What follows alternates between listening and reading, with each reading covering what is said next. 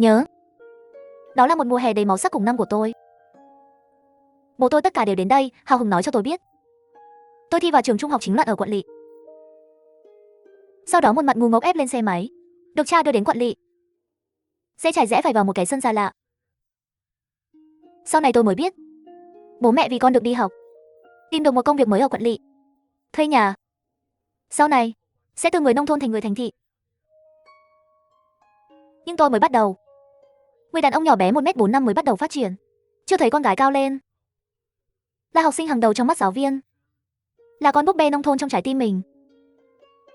Tôi luôn cảm thấy giữa nông thôn và quận Lỵ có một khoảng cách không thể vượt qua. Cho dù đó là con người hay mọi thứ khác. Cho nên mỗi ngày tôi cẩn thận hòa đồng với mọi người, cố gắng để phù hợp, tránh bị cô lập. Bởi vì lúc đó học được không? Luôn có rất nhiều bạn học đến hỏi tôi mượn ghế dài. Bạn cùng bàn của anh ấy là một trong số đó. Và anh ấy là Lợi, cô gái nhỏ ngọt ngào.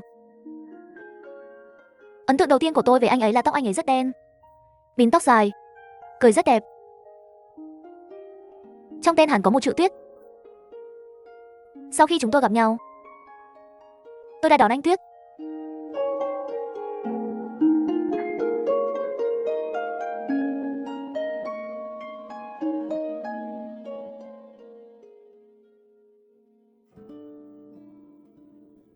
Cả năm học đầu tiên, về cơ bản chúng tôi không có nhiều giao lộ.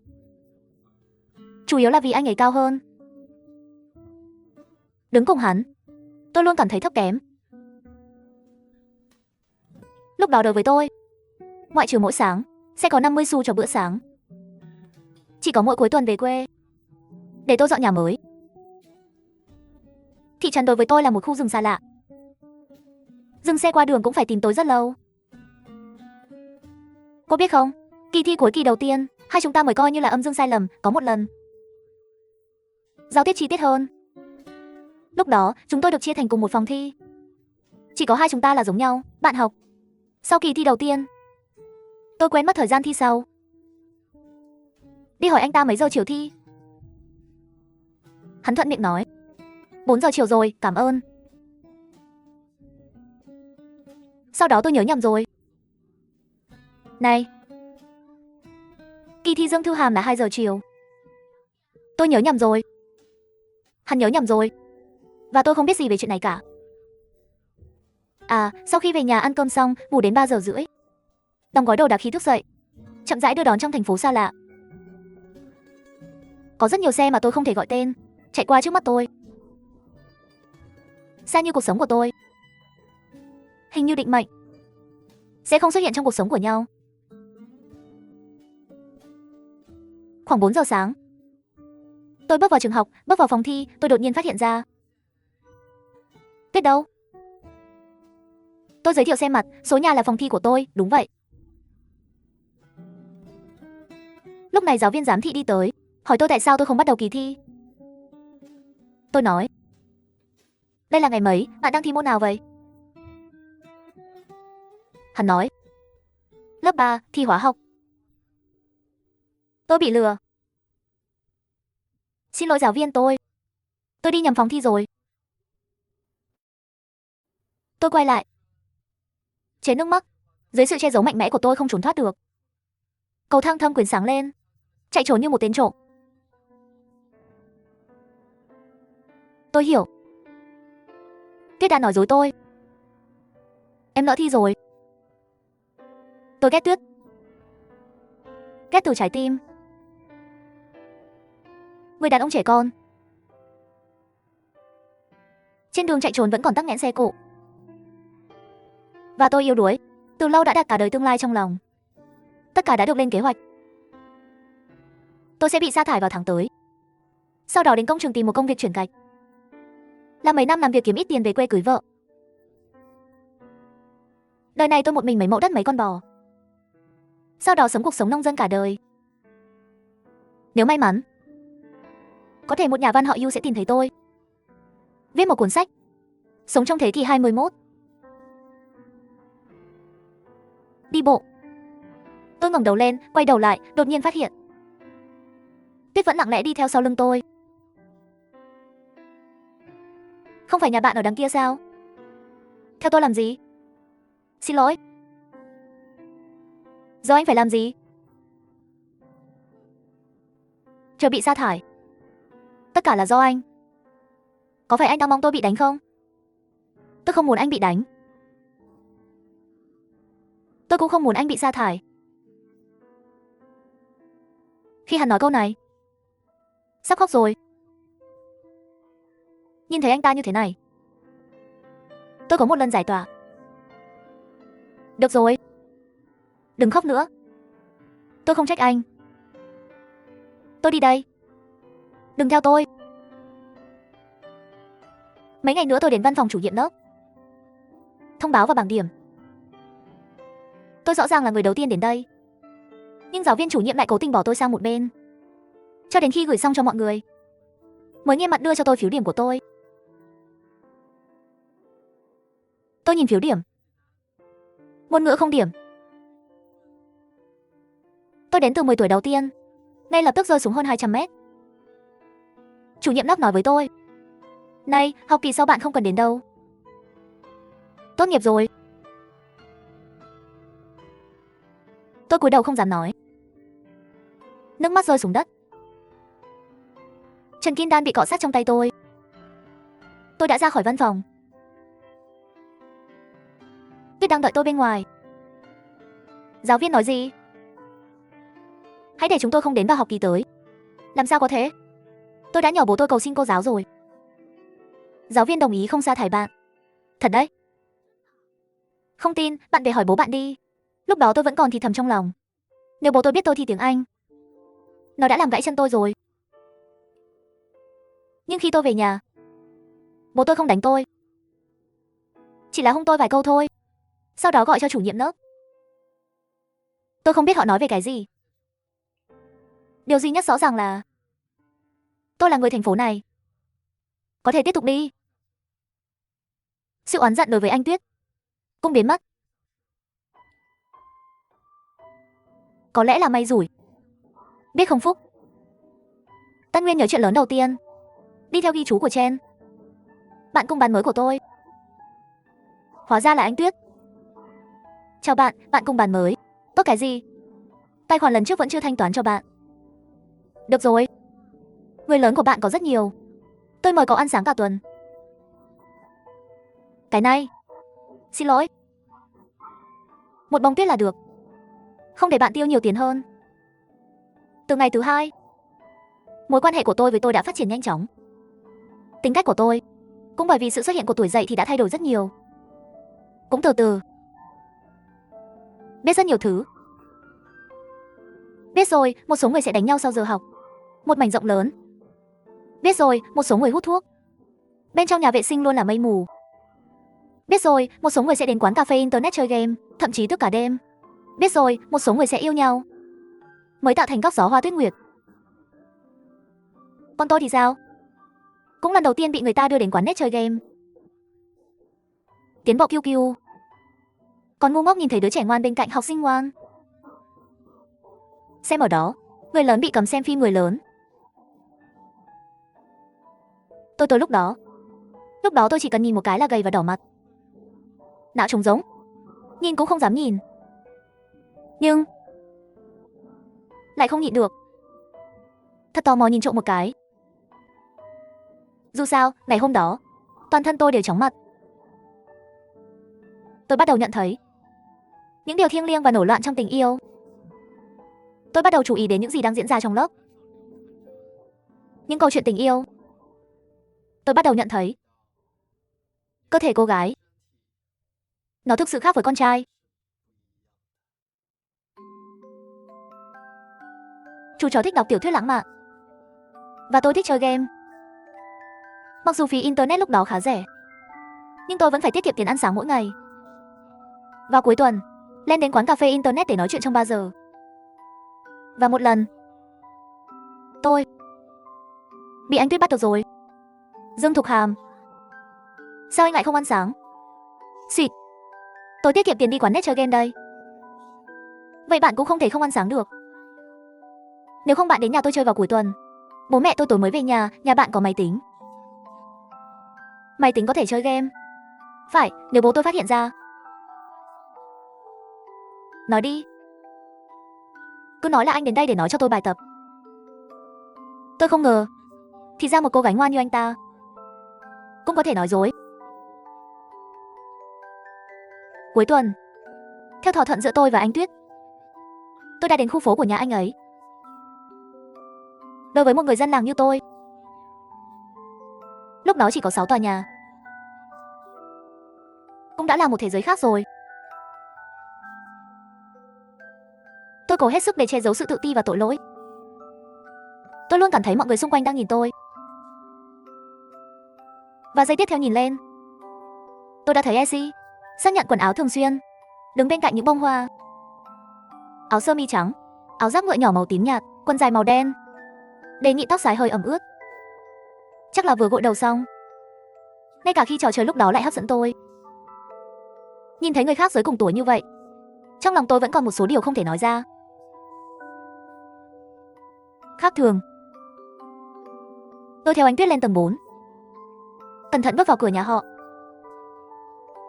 Anh ấy lấy cho tôi một đôi dép. Mặt tôi vỡ rượu. Con muốn đổi giày không? Ồ, không sao đâu, không đổi cũng được. Vào đi. Và dường như nhìn thấy sự xấu hổ của tôi, không quan tâm đặt lại dép lê, dẫn tôi vào phòng anh ta. Tôi kìm nén suy nghĩ trong lòng.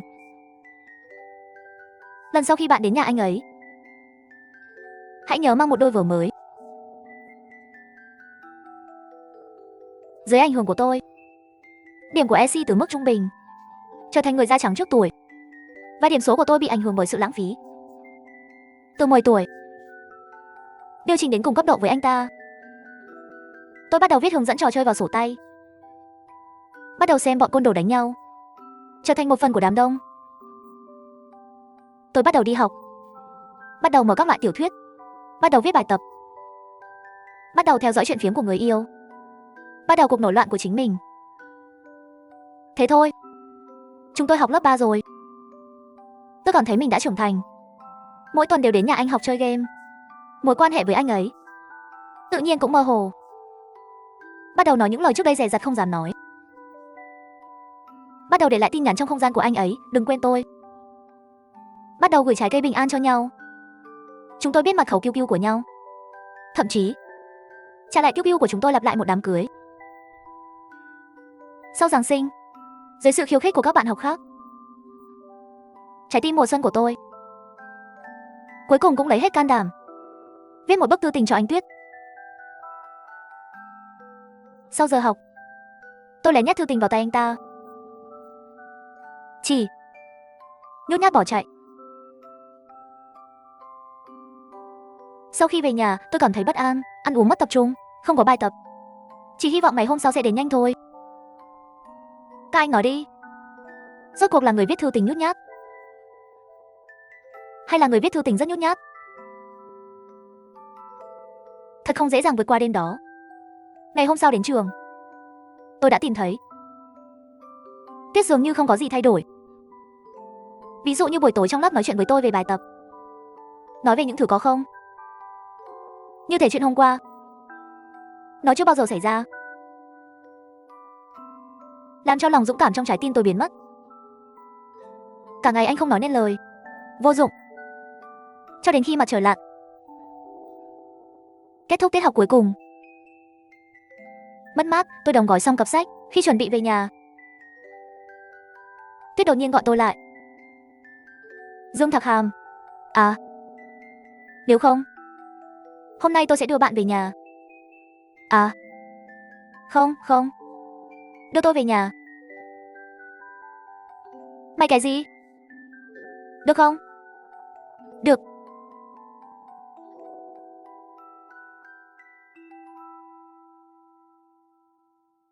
Nhưng tiếp theo, chúng tôi im lặng, cùng nhau đi một đoạn đường về nhà. Hắn không nói với tôi một lời nào. Tôi đã rất bối rối. Hắn muốn gì vậy? Cho đến khi còn 200 mét nữa, khi sắp đến cửa khu phố của anh ấy, hắn đột nhiên nắm tay tôi. Sau này, Bạn đưa tôi về nhà mỗi ngày. Nghe chưa? Nghe rồi. Vậy tôi đi đây. Chú ý an toàn. Ôi, còn 200 mét nữa là về nhà rồi. Chú ý gì an toàn. Đi thôi.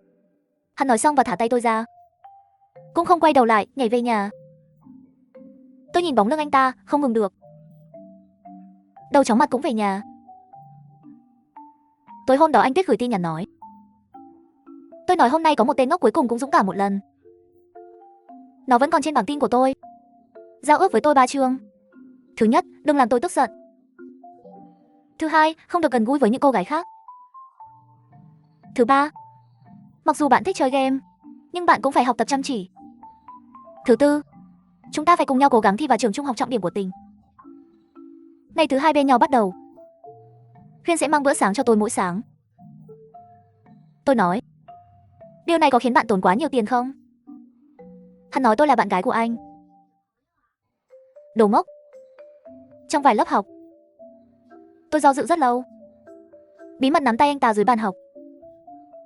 Hắn ngượng ngùng cười một chút, không thoát ra.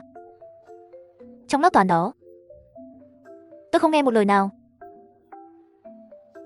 Hắn cũng vậy. Buổi tối tan học, tôi sẽ đưa cô ấy về nhà. Bạn đi trên lề đường. Tại sao bây giờ bạn không cao bằng tôi?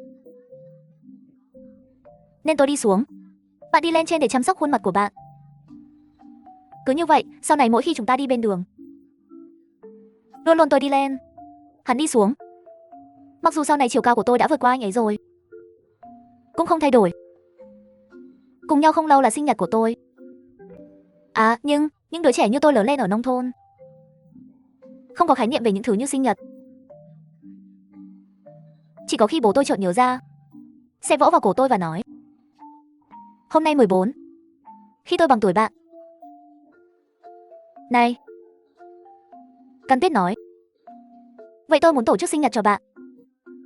Tôi nói, này, nếu không bạn giúp tôi chọn một món ăn trước. Buổi tối QQ treo cho tôi thêm 2 tiếng nữa. Tôi sắp sáng 2 tháng rồi. Ngươi. Ngày mai lại đến tìm tôi. Chiều hôm sau, vừa có một trận tuyết rơi dày vào buổi sáng. Tôi đang ở nhà anh Tuyết, chọn tuyết trên bãi đất trống bên ngoài cộng đồng. Chọn một câu. Tôi yêu bạn. Bác giới mặc áo lông vũ màu trắng đi ra. Thấy tôi đọc chữ, nụ cười uy chắc. Người mau tiêu diệt. Đừng để bố tôi nhìn thấy. Vậy tối nay chúng ta đi đâu? Đi lấy bánh đi. Anh Tú dẫn tôi vào một nhà cải tạo. Cửa hàng bánh rất đẹp. Thật đấy, tôi chỉ thấy nó trên phim truyền hình. Cảnh sinh nhật. Cao cấp quá. Tôi xứng không? Nhưng hành 6 của 2 tuổi cho tôi biết, tôi xứng đáng. Tất nhiên là tôi xứng. Sau khi lấy bánh, chúng tôi tìm thấy một gian hàng không có ai. Cắm nến vào. Hắn tự tay đội vương miện cho tôi. Tôi ngồi không biết phải làm gì, không biết đặt tay ở đâu. Tôi biết so với anh Tuyết, tôi chỉ là một con sóng 38. Được rồi, đừng đứng đó. Hãy ước đi. À thôi. Giống như trong phim truyền hình sao? Nhắm mắt lại và ước. Đó là lần đầu tiên chị gái tôi cho tôi trong đời. Sinh nhật. Ước nguyện gì, tôi đã quên từ lâu rồi. Chỉ nhớ hôm đó anh Tuyết đặc biệt vui vẻ. Vui hơn tôi. Kết thúc kỳ thi cuối kỳ. Này, điểm của tôi giảm mạnh. Muốn dùng lý do gì để lừa cha tôi? Thậm chí lừa chính mình. Và kết quả lại tiến bộ rồi. Nhìn anh xem. Để bạn mỗi ngày chơi game xem tiểu thuyết. Học kỳ tôi sẽ không để bạn đến nhà tôi đánh bại anh ta nữa. Nếu bạn không cho tôi chơi thì tôi sẽ đến quán cà phê internet. Tôi tức giận vì bạn lại nói như vậy. Lần này thì không tốt là tai nạn sao?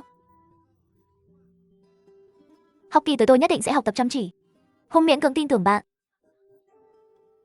Kết thúc học kỳ, chúng ta phải đối mặt với cuộc chia ly dài đầu tiên. Và từ bỏ, chúng tôi không chia tay. Chỉ là tôi về quê một thời gian thôi. Mỗi ngày nhìn một mảnh hoang dã trắng xóa kia, nghĩ tới anh Tuyết sẽ đột nhiên xuất hiện từ phương xa. Sau đó từ từ tiến về phía tôi. Tuyết rơi trên người hắn. Anh ấy thì thầm với tôi một câu. Lạnh quá. Hãy để tay anh ấm lên trong vòng tay em. Tôi chắc. Tôi thực sự thích anh ấy. Bởi vì không biết từ khi nào. Tất cả những gì tôi nghĩ đến mỗi ngày. Khi nào thì bắt đầu đi học? Khi nào tôi có thể gặp anh ta? Khi nào chúng ta có thể vào trường trung học thiêng liêng cùng nhau? Học kỳ cuối cùng của trường trung học cơ sở đã bắt đầu. Đổ máu dưới sự giám sát bắt buộc. Tôi cất cuốn tiểu thuyết đi. Giả vờ nghe giáo viên. Tâm tư cũng không biết trôi đi đâu. Có lẽ là tháp sao? Có lẽ là tương lai xa. Có thể. Tiết. Tôi cứ tưởng những gì giáo viên nói tôi chắc chắn sẽ làm. Tôi cứ tưởng mình sẽ ổn khi vào trường trung học cơ sở. Tôi tưởng tương lai của tôi chắc chắn là ánh sáng. Lúc đó sao băng viết hồi ký của bạn học. Tôi thấy anh Tuyết chụp ảnh với các bạn học năm khác. Đột nhiên có chút ghen tuông. Khi bạn chụp ảnh với họ, có thể đừng tới gần như vậy không? Tôi không nhớ chụp ảnh với bạn. Sao cơ? Ghen. Nhìn anh xem. Trên tay áo này 12.345 mấy cô gái đã ký rồi.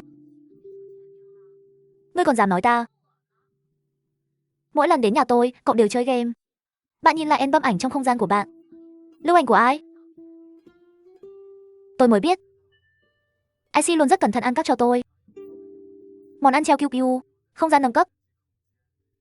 Nó vẫn còn trong album của tôi. Rất nhiều ảnh của anh ấy. Và tôi chỉ quan tâm đến dao và nĩa. À. Thật sự là lương tâm hổ thẹn. Do tháng 6 thổi qua cây liễu ngoài cửa sổ. Chúng ta sắp có bài kiểm tra lớn thứ 2 trong đời. Trước khi thi anh Tuyết hỏi tôi thi trọng điểm tỉnh có vấn đề gì không? Tôi hứa đấy. Toán học của tôi cuối cùng tính đến vấn đề lớn không làm. Tôi có thể thi đậu. Vài ngày sau kỳ thi cuối cùng ra khỏi phòng thi, bố tôi đi cái xe máy chết tiệt đó chờ tôi ở cổng trường. Con nói bố, cậu về trước đi. Có bao xa chở ta ăn bữa cơm chia tay đâu. Bố tôi gọi tôi, lấy ví cũ ra khỏi túi, từ một vài tờ tiền đỏ mới chọn một cái xếp ly 5 đồng. Đưa đây. Mặc dù lúc đó $5 là quá nhiều đối với tôi. Tôi có 5 đô. Cười khúc khích chạy về phía anh Tuyết, khóa ở hướng. Tôi một hơi chạy đến cửa tiểu khu nhà anh ta. Ngay sau đó, rẽ vào một cái ở ngã tư. Chiếc xe màu đen của Wei Yan. Đó là xe của bố Essie. Tôi lùi lại và trốn. Anh Tức mở cửa sổ xe và nháy mắt với tôi, bảo tôi đợi anh ấy. Tôi gật đầu, bị con trai nhận được. Kỳ nghỉ đó, chị gái đến nhà người thân ở. Tôi ở nhà chơi vài ngày mà không có gì phải lo lắng. Đã đến quán cà phê internet nhiều lần, giành được mấy cái tháp sao. Xem rất nhiều cấp độ mở màn chiến binh. Đến ngày nhận phiếu điểm rồi. Trường học lại bắt đầu náo nhiệt. Nhưng khi Essie nhìn thấy tôi, những giọt nước mắt lớn không thể ngừng rơi xuống. Tôi chưa bao giờ thấy anh ấy buồn như thế này. Sao thế? Sao thế? Ai bắt nạt anh? Hắn lắc đầu không nói gì. Tôi đưa tay giúp anh ấy lau nước mắt. Chuyện gì vậy? Không được. Này, cái gì thế này? Không sao đâu, tôi sẽ ở lại với bạn. Không phải tôi. Là anh. Cậu không vào được. Chênh lệch 20 điểm. Tim tôi đập thình thịch. Giả vờ mạnh mẽ. Vâng. Vâng, tôi không thi được. À. Không sao đâu. Cảm ơn bạn, đám mây cũng là trường trọng điểm rồi. Bạn thi đậu thì đi đi. Dù sao sau này chúng ta liên hệ với QQ. Đặt súng rồi, tạm biệt cũng được. Đừng buồn nữa, được không? Tôi đã mất rất nhiều công sức để dỗ dành anh Tuyết. Sau đó, một mình đi đến cửa may mắn. Tôi nghĩ tôi sẽ ở đây trong 3 năm tới. Lần đầu tiên tôi có không xứng với ý tưởng của anh Tuyết. Trong thời gian đó tôi đã rất mệt mỏi, không có hứng thú với bất cứ điều gì. Nhưng không lâu, tôi nhận được tin nhắn anh Tuyết gửi cho tôi, để tôi đi tìm anh ta. Hắn có chuyện muốn nói với tôi. Sau đó tôi một mình giao dịch từ dòng đến trung tâm thành phố. Khi băng qua đường, tôi không còn chỉ có một mình nữa. Nhìn những dòng xe vô tận, tôi cũng có thể gọi tên quận Thượng Hải. Tôi đến cổng cộng đồng bác sĩ tình yêu. Nhìn qua cửa sổ nhà anh ấy, tôi ngồi xổm ở cổng cộng đồng, nghĩ xem trước đây mình là kẻ bắt nạt như thế nào. Nghĩ về bản thân trước đây học tốt, được ưu đãi bởi tất cả các giáo viên. Nghĩ về bản thân thật sự đã trở thành chỉ mua trong 6 vị thần. Cuộn giấy vẫn còn tự mãn. Nghĩ cách chia tay với ICT.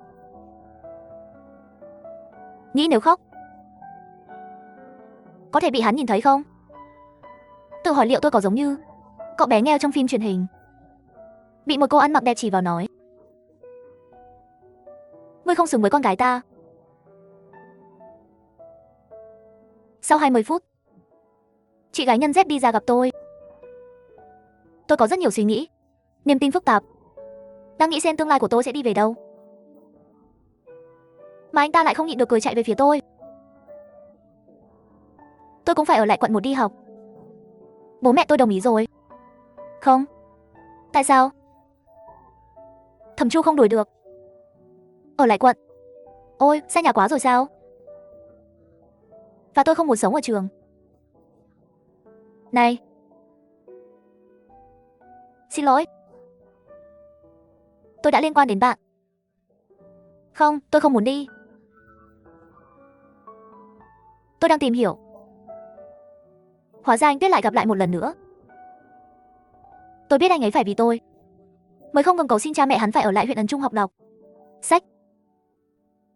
Tôi đã có một kỳ nghỉ tương đối sai lầm, cố gắng tránh ánh mắt của mọi người. Tôi biết tôi luôn là con của người khác. Bây giờ đều không thi được tỉnh trọng điểm, chắc đã trở thành trò cười của người khác rồi. Sau khi khai giảng, thành tích của anh Tuyết khiến lãnh đạo nhà trường rất coi trọng. Chào mừng bạn Polar, sắp xếp để đi đến lớp học tốt nhất, phát triển với nguồn lực tốt nhất. Anh ấy ở lớp 1, tôi đang học lớp 5. Tôi lại nói với anh học: đừng bao giờ cầu xin bố mẹ nữa, nói rằng bạn sẽ chuyển ca thứ 5.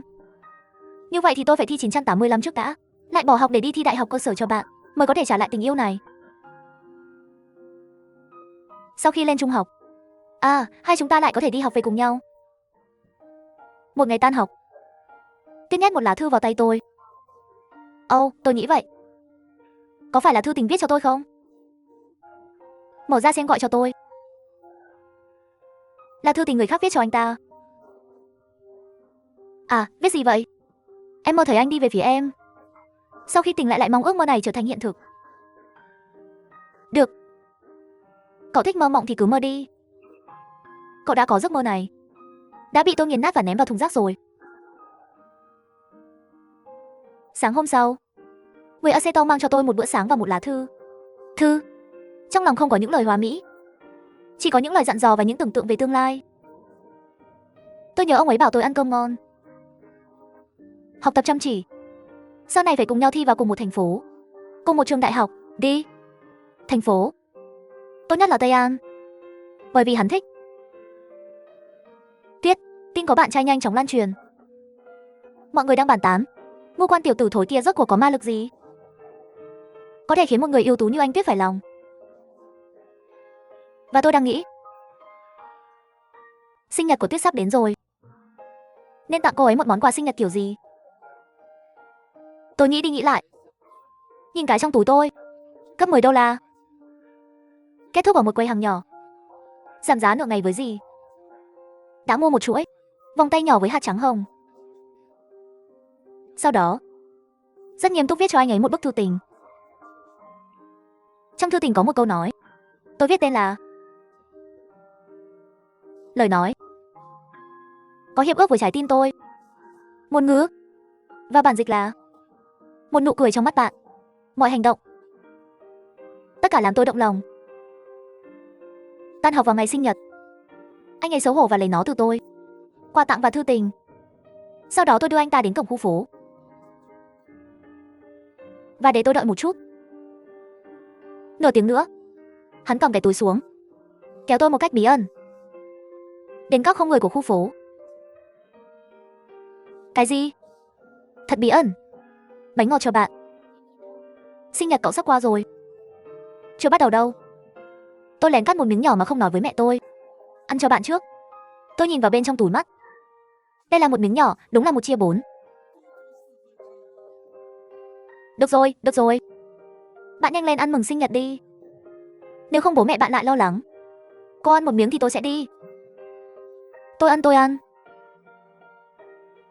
Tôi lấy cái túi, ăn một miếng bánh. Hắn nói tiếp. Nhắm mắt lại đi. Tôi có vài thứ cho anh. Tôi ở Trung Khánh nhìn anh ấy.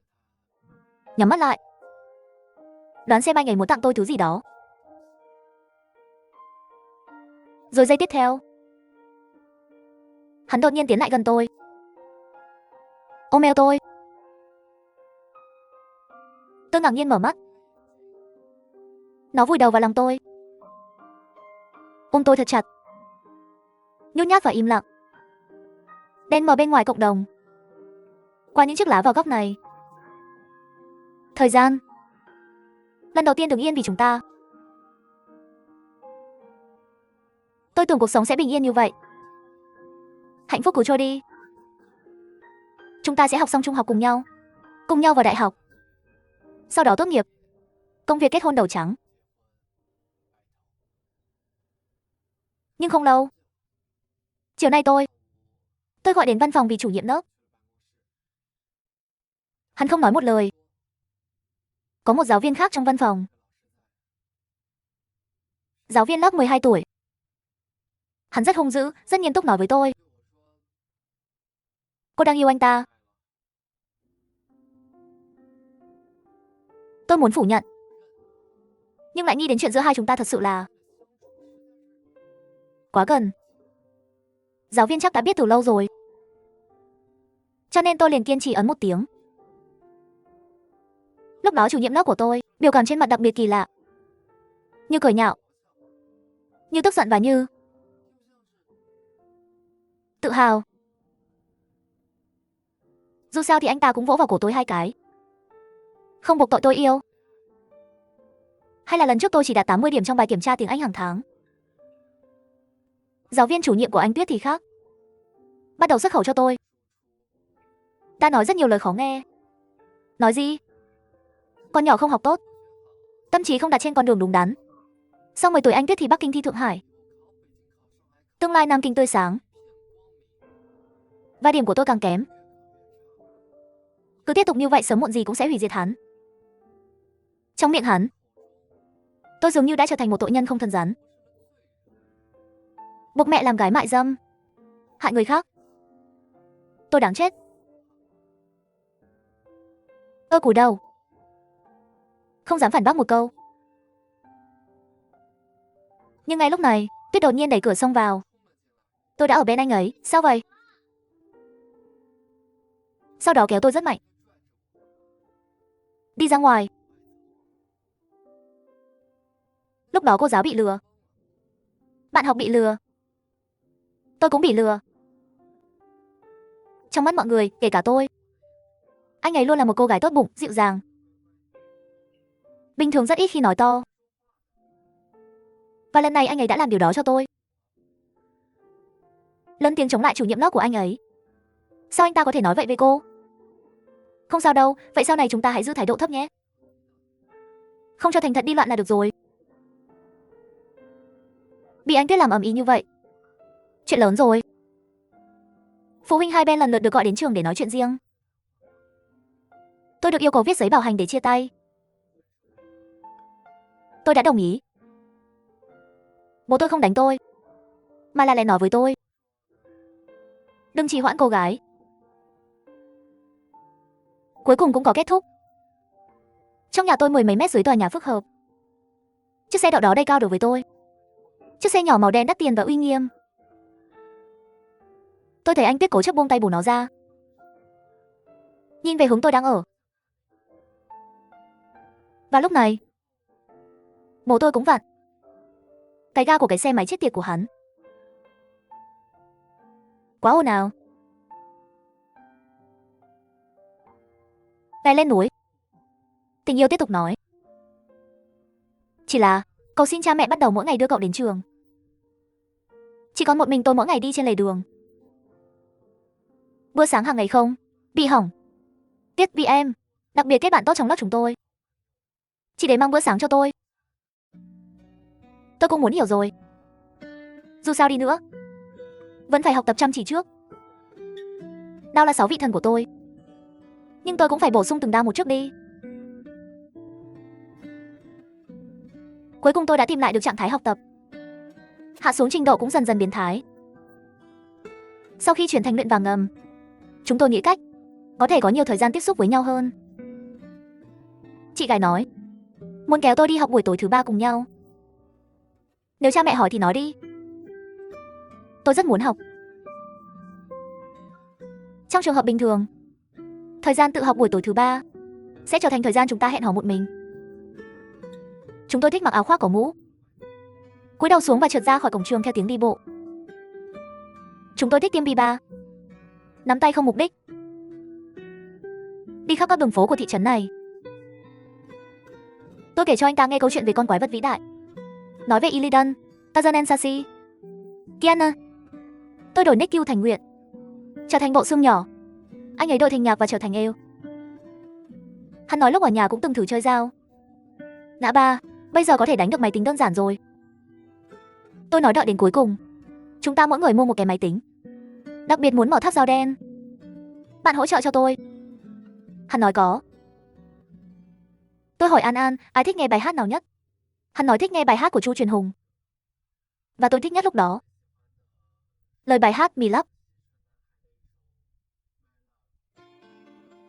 Sau đó không lâu, trong tai nghe của tôi bắt đầu khúc dạo đầu của Malavi. Tôi quay đầu nhìn về phía anh Tuyết, kiếm cười. Trong tai tôi nghe thấy một giọng nói khác. Là anh Tuyết hát.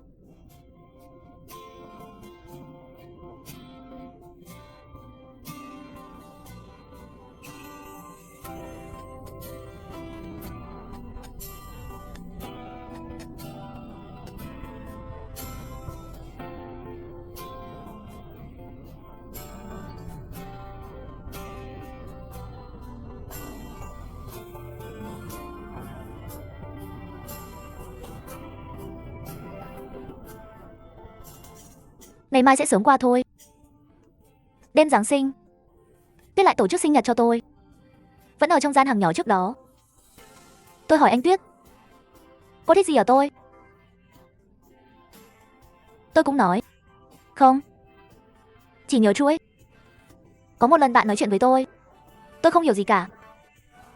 Bạn có sự kiên nhẫn đặc biệt, từng bước một nói cho tôi nghe. Tôi viết sai các bước. Bạn chủ động giúp tôi lau sạch, bút hết mực rồi. Bạn chủ động hy sinh xong lại đưa cho tôi. Có thể lúc đó đã thích rồi. Nói thật đi, những điều nhỏ nhặt trong quá khứ mà anh Tuyết nói với tôi không nhớ được một cái nào. Nhưng tôi biết tôi thích anh ấy, hắn cũng thích tôi. Chúng tôi là thật. Rất muốn cùng đối phương mãi mãi nói chuyện tình yêu này. Chúng tôi bắt đầu lên kế hoạch cho tương lai. Tương lai của nhau. Chúng tôi hẹn nhau đi thi Tây An, bởi vì anh Tuyết nói hắn thích tuyết rơi, thích chỗ có tuyết. Hắn thích Tây An. Kết quả của tôi cuối cùng cũng tiến bộ. Lần trước đi tháng thi được vị trí thứ 40 tuổi. Chỉ một chút thôi. Chỉ một chút thôi, tôi có thể ở cùng phòng thi với anh Tuyết. Thi rồi. Nghỉ đông, gia đình anh Tuyết đến Tây An chơi một vòng, nhìn vào môi trường sống ở đó. Tôi lèn đến quán cà phê internet để gửi tin nhắn cho QQ của anh Tuyết. Vài ngày nữa anh ấy sẽ quay lại với tôi. Sau khi anh quay lại, chúng ta cùng chơi tiên kiếm 3 đi. Tôi đã hoàn thành giấc mơ cho Mạnh Mậu rồi. Cốt truyện của trò chơi còn hay hơn cả phim truyền hình. Này, tôi vẫn cảm thấy Trường An nghe hay hơn Tây An. Bệnh móng ngựa. Một ngày xem hết Phương ngữ Trường An. Cô nghĩ sao? Tiết. Em nhớ anh. Em có nhớ anh không?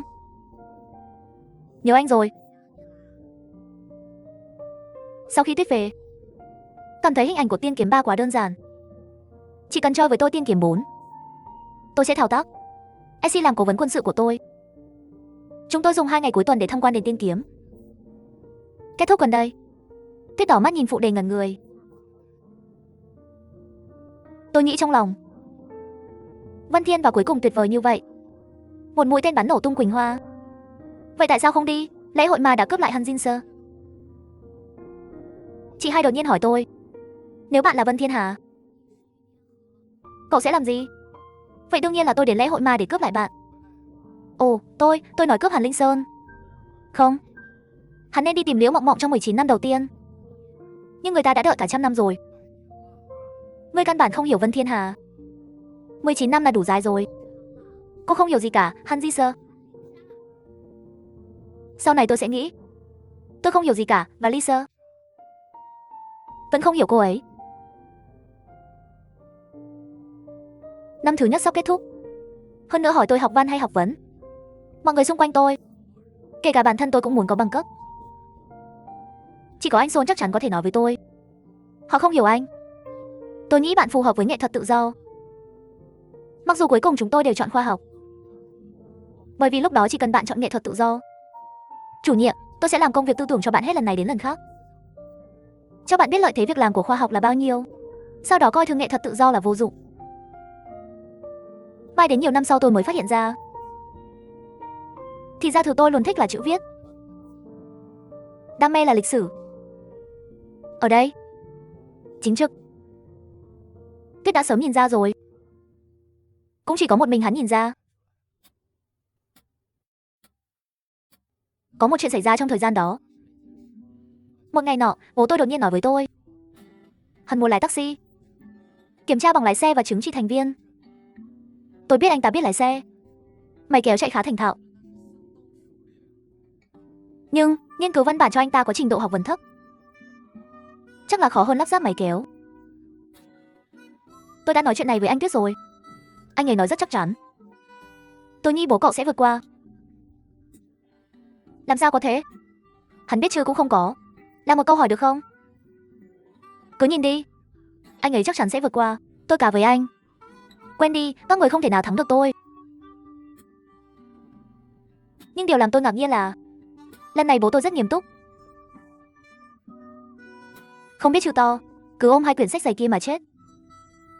Lưng tuyệt vọng để vượt qua kỳ thi. Tôi biết khoảnh khắc này tôi đã thua hắn, cũng thua anh Tiết rồi.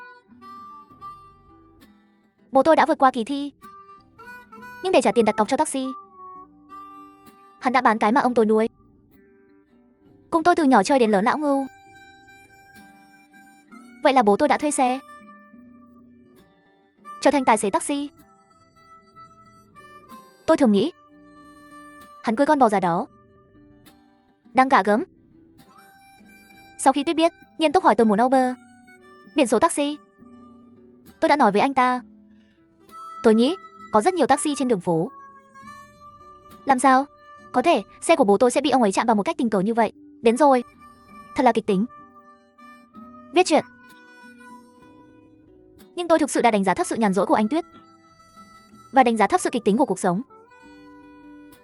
Một đêm, tôi về nhà ăn cơm. Bố tôi rất vui khi nói hôm nay kiếm được rất nhiều tiền. Con kéo đến một cô bé rất thú vị, nói muốn đến Lý Gia Vịnh đưa 30 tệ. Kết quả đến rồi lại nói nhớ nhầm rồi, đường cũ trở về Quận Lỵ. Một miếng một chú đặc biệt nhiệt tình. Tôi biết, chắc chắn là EC. Từ ngày mùng 4 tháng 6 đến ngày tận thế năm 2012. Một đêm, tôi và anh Tuyết nằm trên bãi cỏ sân chơi. Lúc đó đêm còn có thể nhìn thấy rất nhiều ngôi sao. Ngươi nói đi, nếu thực sự có ngày tận thế, phải làm sao đây? Sợ cái gì nếu thật sự có ngày tận thế? Hai chúng ta chết một cái, kiếp sau vẫn bên nhau. Ai muốn chết cho bạn một miếng? Tôi quay đầu nhìn anh Tuyết. Gió đen thổi tung sợi tóc trên tóc mai anh. Tôi hôn lên mặt anh ấy. Hắn mỉm cười, nhắm mắt nghe gió. Tình huống này vào lúc này, tôi đột nhiên có một ý tưởng táo bạo. Tôi được hôn bạn không? Ngươi vừa rồi không phải hôn sao? Tôi nói. Miệng. Tuyết mở mắt nhìn tôi. Trên mặt hiện lên một chút béo phì. Khốn kiếp. Cứ chờ đi. Hắn đã đấm tôi. Tôi cười khúc khích. Bắt đầu mong chờ ngày thi đại học kết thúc. Mong đợi giây phút anh ấy hôn tôi. Năm thứ 3 bắt đầu rồi. Nhịp điệu của cuộc sống đột nhiên trở nên căng thẳng. Thành tích 8 tuổi không thay đổi nhiều, vẫn rất tốt. Trò chơi của tôi bị cám dỗ. Lén chơi một thời gian ngắn như vậy. Điểm số giảm rồi. Nhưng về cơ bản, tất cả đều giữ ở độ tuổi khoảng 70 đến 80 mét. Bảo 11 là 985. Sau mấy năm nay, anh Tuyết mỗi ngày đều cho tôi ăn, bổ sung bữa sáng và sữa nguyên chất. Chiều cao của tôi đã vượt quá anh Tuyết rồi. Khi chúng ta cùng đi dạo, nó vẫn thích đi dưới lề đường. Nói quen rồi, tình cảm của chúng tôi ngày càng tốt hơn. Tôi thường nghĩ, bản thân là một người nhớ. Lúc mùng 2 bị anh Tuyết phát hiện, nhặt lên và mang về nhà. Tưới nước tan chảy. Sau đó mỗi ngày lại đánh vần từng chút một. Tôi đã trở thành tôi như bây giờ. Tôi nghĩ lần này, tuyệt đối không thể để anh Tuyết vì tôi nữa. Từ bỏ lựa chọn tốt hơn. Chúng ta sẽ cùng nhau đến Tây An học đại học. Sau đó thuê một căn nhà ngoài khuôn viên trường, cùng nhau xây dựng ngôi nhà nhỏ của chúng ta. Tôi bỏ rơi. Thậm chí ngày thứ 3 tự học buổi tối cũng bắt đầu nghiêm túc. Chúng tôi dành ít thời gian hơn cho nhau. Nhưng trái tim lại gần hơn. Tôi lại tổ chức sinh nhật cho anh ấy. Vẫn ở trong gian hàng nhỏ đó. Tôi tặng anh ấy một chiếc vòng cổ. Thực ra tôi sẽ mặc nó vào. Hắn không quan tâm giá trị của chiếc vòng cổ là bao nhiêu, mà là ôm chặt lấy tôi. Nói đợi anh ta vừa kết thúc, hắn đưa tôi đến quán net, cùng tôi đánh bại hắn. Tôi nói anh đừng quên, vừa mới kết thúc. Cô còn nói muốn hôn tôi mà. Hắn không đấm tôi nữa. Thực ra đã đồng ý rồi. Đêm Giáng sinh, chúng tôi hẹn gặp nhau trên bãi cỏ của sân chơi. Tiết chọn cho tôi một quả táo rất to. Tôi muốn bẻ quả táo làm đôi. Dùng sức ăn sừa cũng không phá vỡ. Tay trượt, truyền thuyết bàn tay trượt bạn. Để tôi thử lại. Và nhìn tôi cười mắt mày cong cong. Lấy quả táo từ tay tôi, nhẹ nhàng cắn một miếng. Sau đó đưa cho tôi. Đây. Sao cơ? Bạn ghét tôi không ghét? Tôi lấy quả táo. Ở chỗ anh Tuyết cắn lỗ hổng. Cắn một miếng. Ngay sau đó, một bông tuyết rơi trên tóc của anh Tuyết. Tuyết rơi rồi. Táo lạnh như băng, ngọt ngào như mơ. Tôi theo anh Tuyết ngẩng đầu lên, nhìn thấy những bông tuyết trên bầu trời. Mùa đông tới rồi. Sắp có kỳ thi hàng tháng rồi. Buổi chiều thi 2 giờ mới bắt đầu. Này, lần này an toàn không nhớ nhầm đâu. Anh ấy nói với tôi, ngày mai bố mẹ tôi không có ở đây. Buổi trưa đến nhà tôi ăn cơm nhé. Tôi sẽ làm cho bạn ăn. Trưa ngày hôm sau, tôi ngồi trong phòng ăn của nhà anh Tuyết, nhìn bóng lưng hắn qua tấm kính nhà bếp. Như thể nhìn thấy thời gian chúng ta sống hơn 10 năm sau. Muốn tôi giúp không? Không cần. Nếu anh không về phòng tôi chơi game. Không. Em chỉ muốn ở bên anh.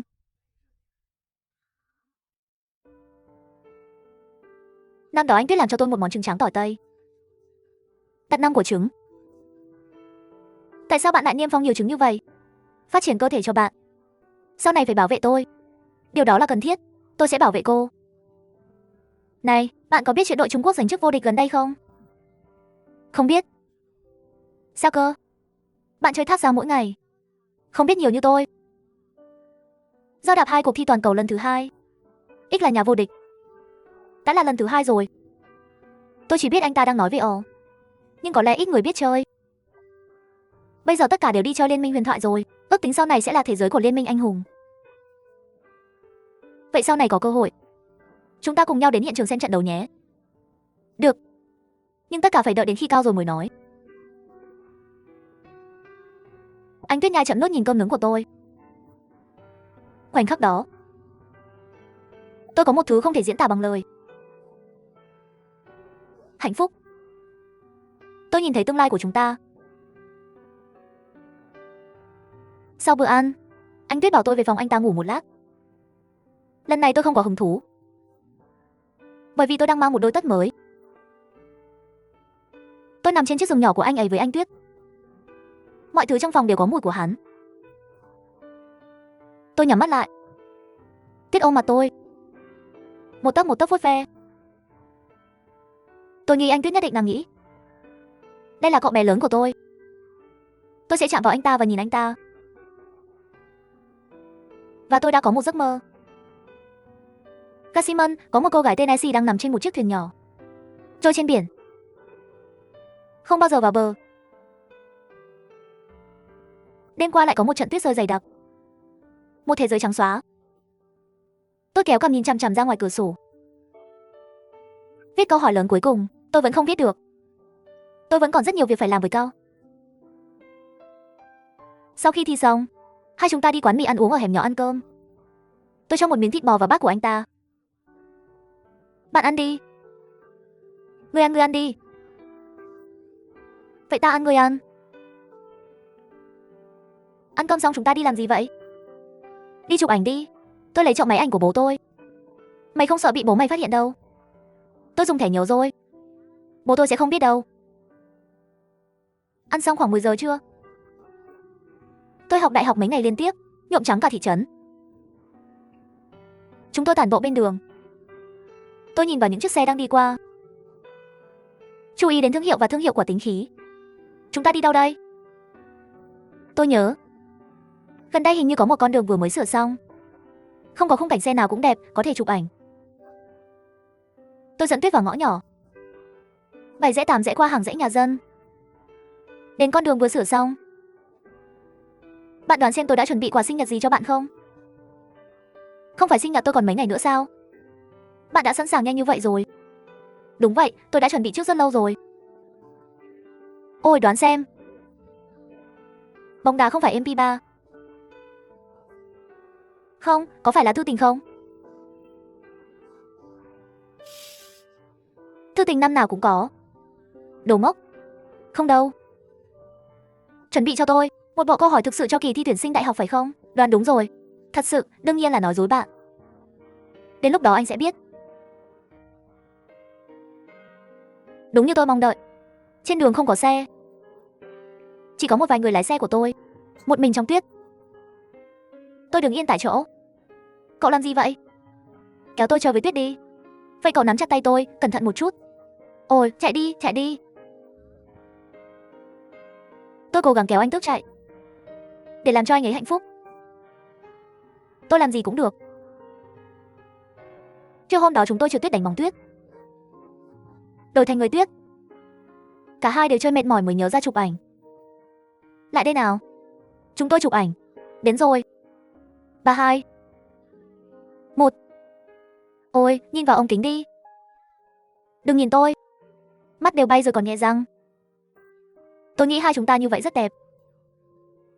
Đặc biệt là anh. Vậy hả?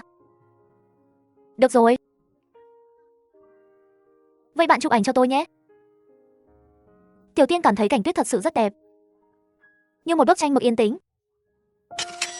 Chúng tôi chơi đùa và chụp ảnh bằng máy ảnh. Thị trấn nhỏ mang tất cả ký ức của chúng ta về nhau. Chúng tôi đã đi khắp quận này cùng nhau, mọi ngóc ngách của thành phố. Trong nhiều đêm, chúng tôi đã cùng nhau nghe rất nhiều bài hát, nhiều nụ cười, để lại nhiều nước mắt. Chúng tôi ở đây, trên đất, phác thảo tầm nhìn và tưởng tượng của chúng ta về tương lai. Mọi thứ, tất cả đều liên quan đến thị trấn này. Tôi yêu thành phố này. Tôi yêu tuyết. Tôi tập trung một bên, tìm góc trục. Chủ cả thấy có xe chạy qua bên đường. Tôi bật ra thao tác máy ảnh. Mẹ nhìn tôi cười khúc khích. Được rồi. Được rồi. Nào. 3 2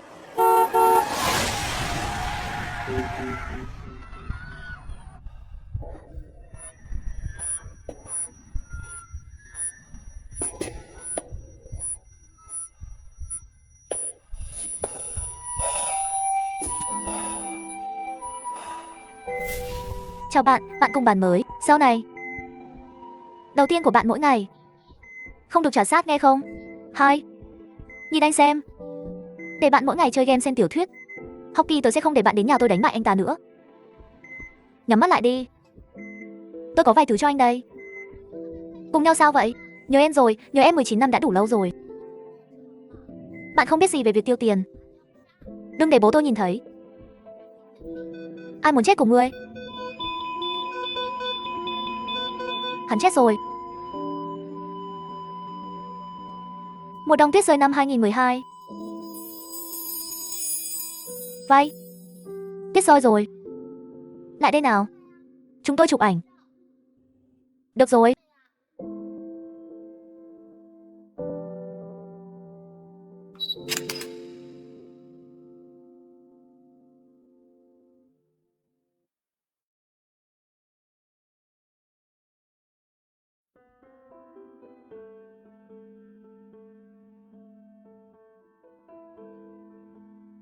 Lúc ở bệnh viện, tôi muốn vào xem anh Tuyết. Mẹ anh ấy không cho. Khóc lánh tôi nói. Tất cả là do anh.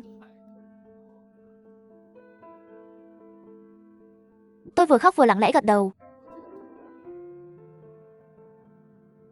Bố của C kéo tôi sang một bên. Hỏi rất nhiều chuyện giữa tôi và Tuyết. Tôi đã trả lời thành thật. Anh ấy tặng tôi một túi quà. Nói là anh Tuyết tặng quà sinh nhật cho tôi. Tôi mở ra xem. Bên trong có một chiếc khăn quàng cổ. Trên đó treo trái tim đào, viết tên của cả hai chúng ta.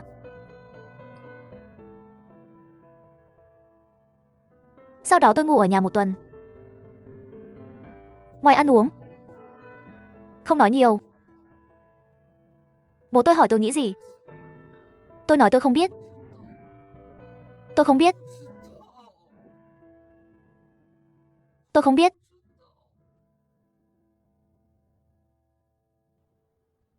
Lại như vậy im lặng qua một tuần. Tôi đột nhiên nói với bố tôi. Bố, con không muốn đi học nữa. Tôi muốn ra ngoài làm việc.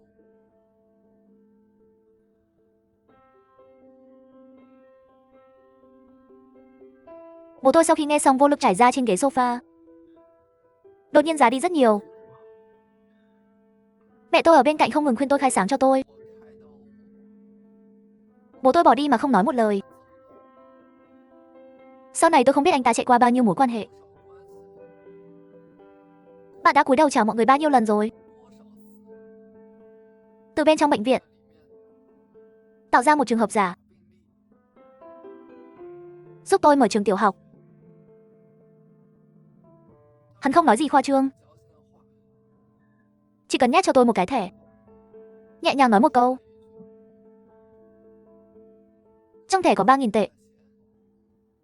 Nếu muốn đi làm thì đi. Mẹ tôi hỏi bà ấy đang nói gì vậy? Con cái không đi học thì cuộc đời này sẽ bị hủy hoại. Bố tôi nói. Để hắn đi.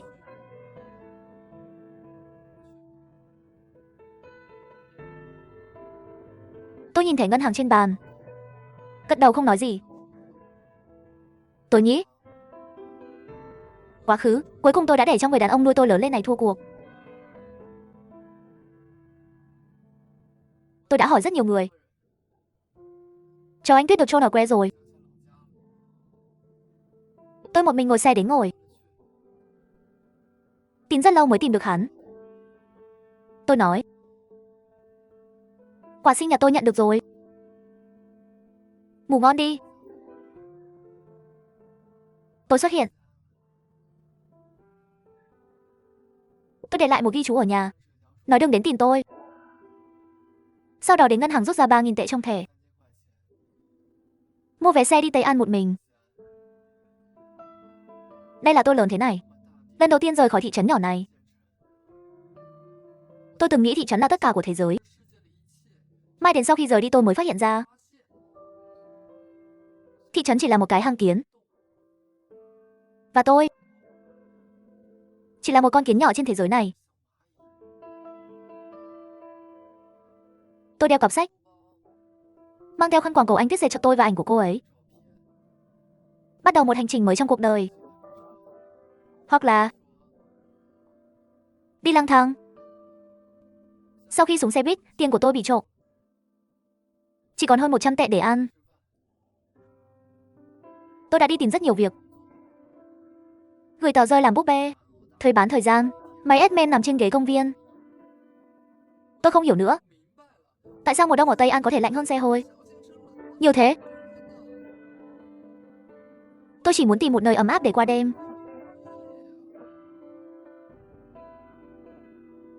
Tôi lèn vào quán net, nhìn thấy có anh trai đang giao. Tôi đã gặp anh ấy và mong tôi xen rất lâu. Hắn quay đầu hỏi tôi, có muốn chơi không? Tôi nói lâu rồi không chơi. Chúng ta nói chuyện một lát. Sau khi anh ấy biết tình hình của tôi, cho tôi 100 đô để tôi lấy đi mua ít đồ ăn. Sau đó đến nhà hàng nhỏ gần đó tìm một công việc. Tôi tìm được việc làm ở một tiệm mì nhỏ. Ông chủ nói 1 tháng 600, gói đồ ăn gói. Tôi đã đồng ý. Hắn giữ thẻ căn cước của tôi và tôi bắt đầu làm việc suốt ngày đêm. Sáng sớm trời không sáng thì dậy, hơn 12 giờ tối mới ngủ. Tất cả công việc bẩn thỉu đều do một mình tôi làm. Tôi không có năng lượng để buồn, không có thời gian để nhớ.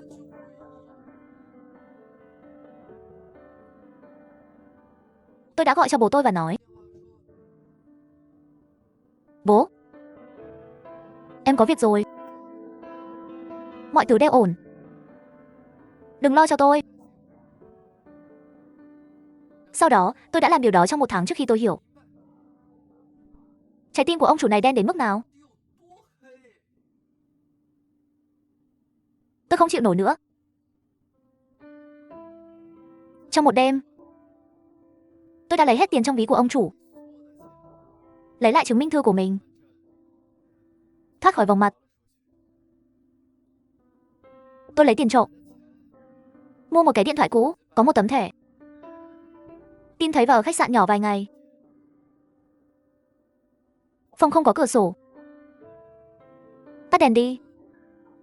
Tôi nằm trong căn phòng tối và nhắm mắt lại. Một khoảnh khắc, tất cả những ký ức về quá khứ hiện lên. Tôi bị đau thắt ngực. Đau đến nỗi tôi không thở được. Đau quá, hãy cho tôi biết tôi vẫn còn sống.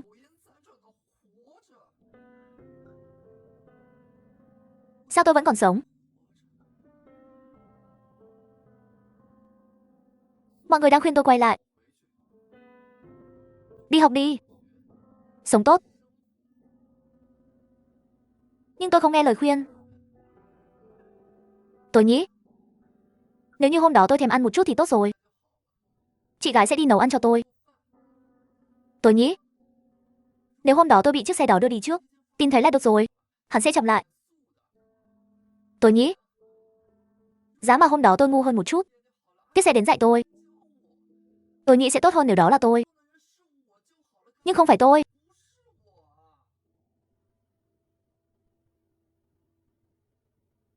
Tôi nghĩ, cả đời tôi, nó sẽ thối rữa trên thế giới này.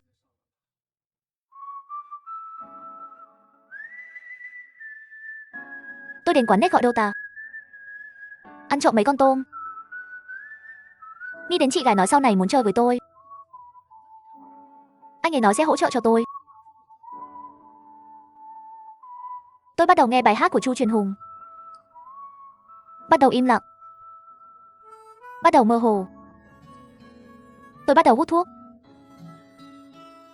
Bắt đầu chờ đợi câu đó. Cứ chờ đi. Tôi thường ngẩn người. Nỗi đau lòng đột ngột sẽ đánh thức tôi. Mang theo bản thân chạy qua ký ức lập tức dâng lên. Đi ra. Đi bộ qua khu phố.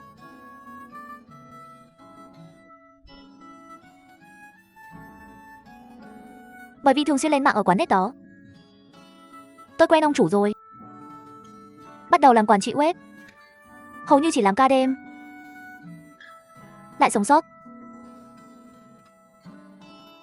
Từ tháng 1 đến tháng 9. Tôi phải qua đây. Lâu lắm rồi. Một ngày nọ, tôi thức dậy trong giấc ngủ. Tôi nghĩ sinh nhật của anh Tuyết cũng đến rồi. Tôi lập tức từ chức. Lên tàu về nhà. Ngày tôi về nhà, tôi nghĩ mình đã trưởng thành. Mua nhiều đồ cho gia đình. Mẹ tôi ôm tôi và khóc. Bố tôi nói, quay lại là được rồi. Lão tử đi học lại cho bạn. Tôi đi tìm ba mẹ của anh Tuyết. Nói có, cúi đầu chào họ. Xin lỗi. Tôi một mình đi xem anh Tuyết. Nước mắt trước mặt hắn. Tôi đã nói rất nhiều với anh ấy. Nhớ lại tất cả những gì chúng ta đã trải qua, tôi nói. Cũng sẽ trách tôi sao? Không có anh. Tôi thực sự không biết làm thế nào để sống sót nữa. Tôi không trách anh. Cậu phải sống tốt.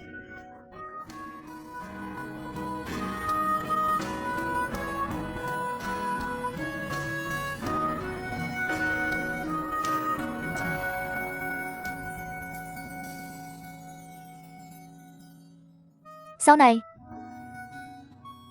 bố tôi đưa tôi đến trường để phục hồi. Không có giáo viên nào muốn tôi. Bố tôi rất dễ tính. Chạy nửa ngày, tôi mới bị giáo viên lớp 3 nhận. Tôi đứng ở hành lang của trường, nhìn bố tôi từ xa, từng bước ra khỏi cổng trường. Quê con bỏ đó đi gạ gấm khách. Tôi nghĩ tôi sẽ không bao giờ thắng được anh ta.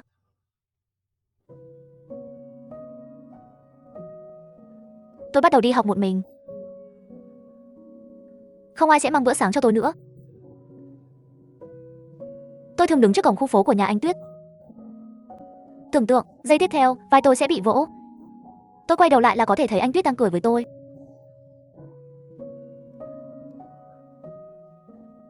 Tôi bắt đầu đi bộ một mình trên lề đường. Im lặng. Một mình nghe nhạc. Nghe bài hát yêu thích của chim sẻ. Tôi bắt đầu vào học. Không thể nghe được giáo viên nói gì cả. Tôi luôn nhìn ra ngoài cửa sổ. Tôi tưởng tượng sẽ có một bóng người tôi quen thuộc xuất hiện. Buổi tối tự học cấp 3 hàng ngày giống như một ngày sau. Tôi lang thang một mình trong thị trấn, như một con ma. Thế thôi. Năm thứ 3 trung học của tôi kết thúc. Sau kỳ thi, tôi suýt trúng 3 quyển. Mọi người đều khuyên tôi đọc lại. Tôi bướng bỉnh, chuyển đến một trường đại học ở Tây An.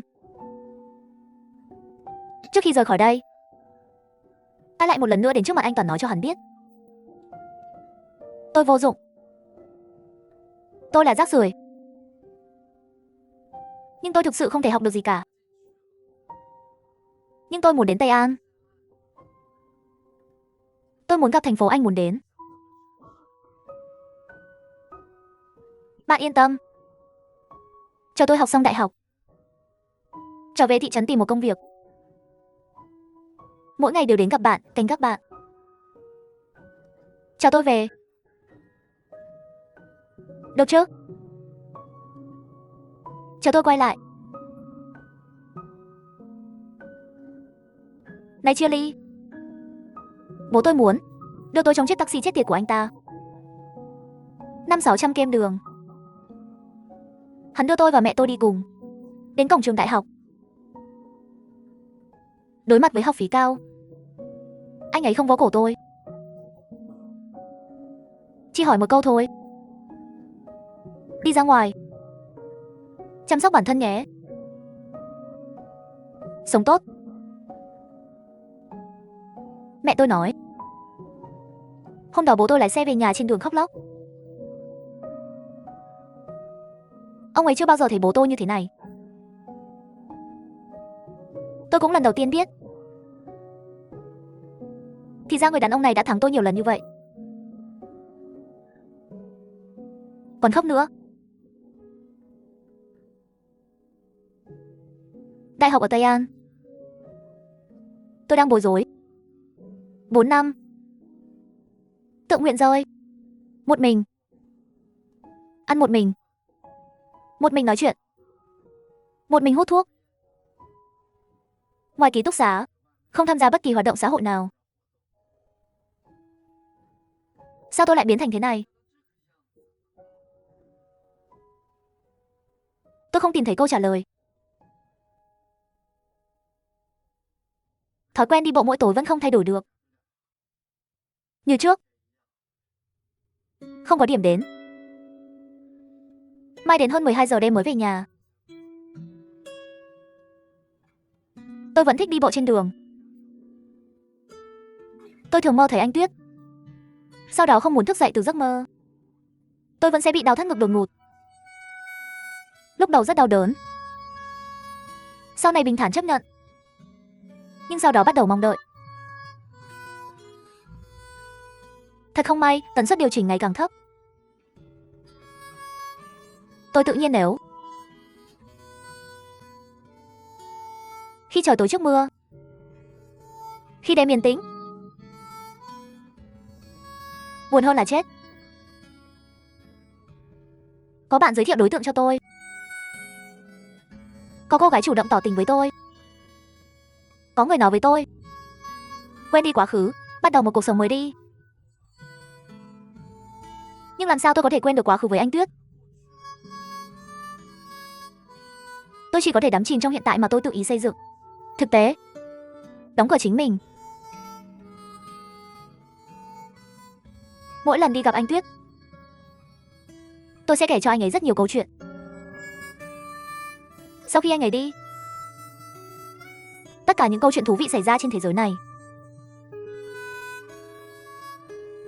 Ba nói, con lớn rồi, hãy cố gắng giúp bố bạn chia sẻ nhiều hơn một chút.